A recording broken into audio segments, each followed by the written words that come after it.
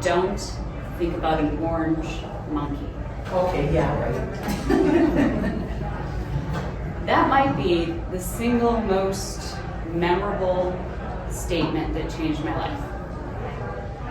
Don't think about an orange monkey. Now, at the time, I was trying to be taught how to have a better birthing scenario. I was all jacked up on hormones, and that statement made me almost crazy. Because you know how rational people are when they're pregnant, right? But what I wanted was a new opportunity. And what that statement began to teach me was that, unfortunately, almost everything that I was saying in my head was wrong. I was putting orders in, like at a restaurant, but they weren't the order I wanted. So, I spent a lot of time saying, I don't want a cesarean, I don't want an epidural, I don't want to be induced. I got exactly what I asked for, because your mind cannot process negatives. So all it heard was want, epidural, want, induction, want, cesarean. And the universe just goes, okay. Because whatever your mind fixates on tends to be realized. So when you're working like with a stop smoking client, and they're always saying, I don't want to smoke, I don't want to smoke, I don't want to smoke, well, they just put their order in. Whatever you think in your mind makes a real image, a real sound, and a real feeling. That is the structure of genius. If you want to create a change, you have to think in sight, sound, and touch to make it real to your nervous system. So, if you can step back for just a moment and think in the times in your life where you might not have gotten what you wanted, do you remember what you might have been saying? I have one friend, she was like, if I didn't have bad luck, I wouldn't have any. How do you think things went for her? She was a magnet for like injury, financial stuff, husband stuff, children stuff. Like there was always a drama going on. But it was like she was putting it in her order. Have you ever had a child in your life who's like, I'm gonna fail the test, I'm gonna fail the test, I'm gonna fail the test. And what happens? They put in their order, right? So how do you want it to go? So instead of, I spent way too long like ruminating on, oh my God, how am I gonna change this? I say everything wrong in my head. And I mean, I literally went into like panic mode. How am I ever gonna correct this? I had like 25 years of thinking negative shit, essentially. Whoops-a-daisy. Oh my God. Yeah. Poop. I was thinking negative poop in my head all the time. I brought my buckets last time, I'm sorry. It's okay. Anyways, so the thing is instead of beating yourself up and stopping, just pausing and going, is what I'm thinking useful or is it unuseful? If it's unuseful, we have a simple strategy, so to speak, of how to change this. So, first of all, just double checking. Has everybody heard of Tony Robbins? Yeah. Right? Mm-hmm. Yeah. It's a highly successful person at creating change for people. Yes? Mm-hmm. The structure that he uses most of the time is NLP. Who knows what NLP is? Okay. So it's neuro-linguistic programming. Okay. Now, neuro-linguistic programming is kind of magical because, well, when you reorganize your closet or your office or your desk, and even if you don't throw anything out, it just feels better. NLP is literally like decluttering of the mind. So if we can change and reorganize the structure of how things are in there, we can make things better. So, I don't think anybody told you this was an interactive session today. So if you can actually just think on yourself for 1 second. If there's a single statement that might be holding you back, what would it be? What statement in your head either has a can't, won't, or a don't? Everybody got it? Okay. Now recognize that statement makes an image in your mind. Right? Can everybody agree with that? It's not just words rumbling around in there. Okay? Now hold on to that for a second. We're going to fix that, but realize that every single negative thought can also not just be from internal, but it actually has like a sound, like, you know, a person in your life that might have been overly critical, right? And then we almost adopt that sound in our head, right? So don't answer out loud. This is for your own skills, okay? And this is a technique that's done by Tony Robbins, and we call it the clown technique. So if you could think of the person instantly whose most critical voice that makes you have that critical voice in your head, think about it, who would it be? Everybody got it? Loosely? Whatever pops into your mind is what you need to do it with, right? It could be a teacher, it could be a friend, it could be a spouse, it could be almost anybody. Or realize that that negative voice is rolling around in there, okay? Now, everybody stick out your hands, put it in front of you, and imagine that person on your hand, about 4 inches tall. Wait! You stealing my show? Alright. We're gonna finish up. That part is not a Tony Robbins thing, but I made it even better. Okay, so put them on your hand, 4 inches tall. Okay, don't look at me, look at your hand.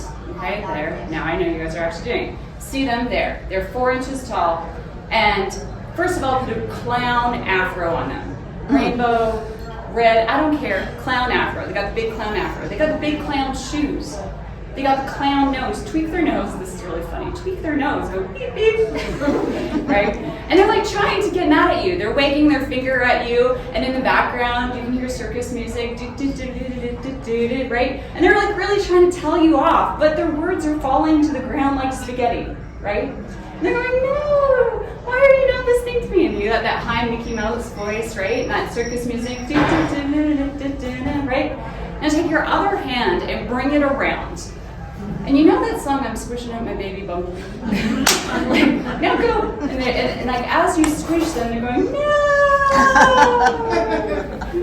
Love it. Hey, get rid of that. There you go. Okay, so the thing is now that we've tempered that voice in your head, okay, and realize it had a positive intention for what it was doing, but it just kind of had a negative side effect, and that's fine. So we determined that it wasn't useful. So now, you got that statement, you remembered what it was, we're going to now change it to what you want it to be, okay? And I'll give you some rules about this on the back end. But the easiest way to take a negative statement and make it useful is to write it out and then take out the words that don't apply.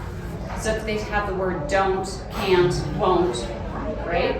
You're going to take it out, cross it out, and flip it to what you want it to be. Okay? So let's use the example of a smoker, because I know we don't have any of those in here. So we'll just pick on the smoker. If they're saying, I don't want a smoke, we could cross out the don't and simply replace it with, I want water. Okay? And there's magical suggestions that we can attach to that. But realize the water makes a really different picture in the mind, right? So Shakti Gawain said that it's far better to have a negative thought and let it pass through rather than trying to repress it. Now, what lots of people have been trying to do over the years is like, oh, I'm only going to think positive stuff, I'm only going to think positive stuff, you know, and they get so caught up in making everything, well, let's say, florally and awesome, right? But we are not a Lego movie, so we cannot just sing everything is awesome all the time, right? We, by somebody, some people have had the joy of watching that. But realize that, you know, just recognize it. Is it useful, unuseful? Okay, now grab that picture of that statement that you're saying. So don't look at me now. Look at that image in your mind and realize that in time and space, it's somewhere out there. So physically grab a hold of that picture right now. It's okay, I'll wait. Now put that picture behind your head. Physically move behind your head. Now make it explode like a bomb or like fireworks fading in the sky and make the noise. Now, mentally take action of making that picture of your mind of exactly what you want to see, hear, and feel. Right? So it takes a little bit of forethought to actually decide what you want. instead of trying to negate your way to success and trying to figure out what you're going to get rid of. Okay? So it's really simple. Is it useful? Is it unuseful? Okay? If it's unuseful, write it down, subtract it, make it explode, and you can, I have clients all day long walking around going, and they're replacing the image and choosing what they want to see, hear, and feel. Because that is the same structure that Olympic athletes use in order to get the gold. Do you think they spend a lot of time imagining tripping and falling on their face? No, they want to see, hear, and feel actually the end result. And your mind and your nervous system then believes it's real. It doesn't know the difference between real or imagined. Okay? So there's just a few rules that I want you to kind of think about when you're creating the statements of how you want it to be. Make sure it's sight, sound, and feelings. Now, of course, we have taste and touch, or taste and smell.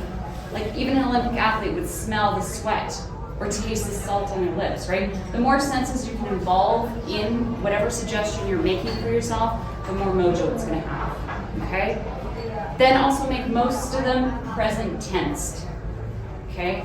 So in the now, so that your nervous system acts as though it already happened. Also, make it positive. Eliminate the don't, can'ts, won'ts. Super easy. Okay, there's 5 laws, and I'll leave you guys with these, of what happens when you're building these suggestions or these thoughts for yourself. The first is the law of dominance, okay? So the suggestion or the thought that you're having that has the most emotional impact has more power. So anything that's associated with love and or hate has the most mojo, okay? So make sure that your suggestion actually is something that you're attracted to. Law of reverse effect. What often happens is the harder we try, the more that we cannot. Have you ever tried to remember somebody's name? Have you tried to remember where your car keys were? And the more you think about it, the more you cannot, right? Sometimes you have to step back to see the bigger picture.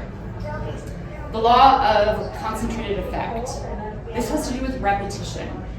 So just as we can actually hypnotize ourselves into a bad behavior, and I'll give you an example of that. Nobody ever likes a cigarette the first time they have it, or even really a drink of alcohol. We actually have to train ourselves. Oh, actually, I liked it. Well, for cigarettes, there's really no human that actually has that cigarette and goes, oh, they're usually coughing and sputtering, maybe a little vomiting, but the thing is they actually had to, through repetition, learn to enjoy it, right? So what if you learn to enjoy your new activity or habit that's actually going to be useful for you in business or useful in your relationships? You have to attach, again, that first one, that emotion to it that makes it have mojo, okay? Then we have the law of delayed effect. So we all get very frustrated when things don't happen now, darn it, right? So a magical thing that we can do is actually bait ourselves with the word soon, okay? The word soon has a connotation of in the present, relatively in a short period of time, okay? So we're going to soon you will receive X, Y, and Z. You fill in the blank based on what you need, okay? And the last one is the law of association. So this is like Pavlov's dogs. If you know Pavlov's dogs, you ring the bell, feed the dogs, salivation. So eventually just ring the bell, salivation, right? So anything experienced in a heightened emotion, then attached to the thing that you're going to do in repetition, will create that recurring feeling. It's an anchored response. So just like if you hear a song from high school, you're automatically transported back to the time of maybe dancing and having fun and hanging out with friends, right? So this can become really quick, really easy, and just realize it is so simple. First, you take that clown, do this a few times, 4 inches tall, tweak their nose, make the sound, fun sound, circus music, and then squish them off, get rid of them, and then decide how you want the next statement or the next actions that you're going to take be.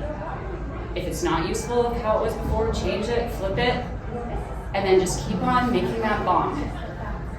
What if your problem could begin to go away by diligent neglect or remembering to forget?